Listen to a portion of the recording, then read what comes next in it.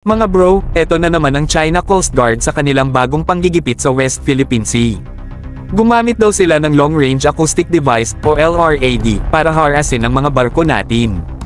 Ito yung sound weapon na kayang bumingi at magdulot ng matinding sakit sa tenga. Ibig sabihin lang nito, ginagamit nila lahat ng paraan para itaboy tayo sa sariling karagatan natin.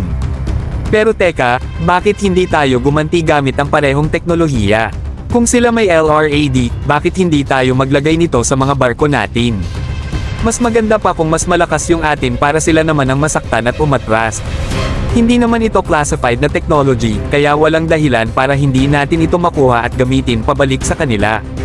Imagine mga bro, kung may LRAD ang Philippine Coast Guard, pagdating ng mga barko ng China, bam! Biglang bingi at hilo ang mga tripulante nila. Sila naman ang hindi makalapit, sila ang matutulak pa atras. Kung ginagamit nila ito laban sa atin, dapat gamitin din natin ito para ipakita na hindi tayo basta-basta magpapatinag. Ito na ang panahon para seryosohin ang electronic warfare.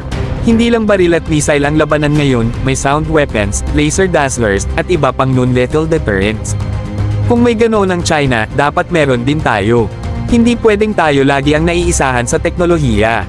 At higit sa lahat, dapat may malinaw tayong strategy sa pagpapalakas ng ating defense assets. Hindi pwedeng puro reactive lang, dapat proactive tayo sa pagkuha ng gamit na kayang ipagtanggol ang ating teritoryo. Kung gusto nilang ibingi tayo, mas okay kung sila ang unang mabibingi sa sariling panggigipit nila. Panahon na para ang Pilipinas ang maging mas agresibo sa pagtatanggol ng sarili nating karagatan.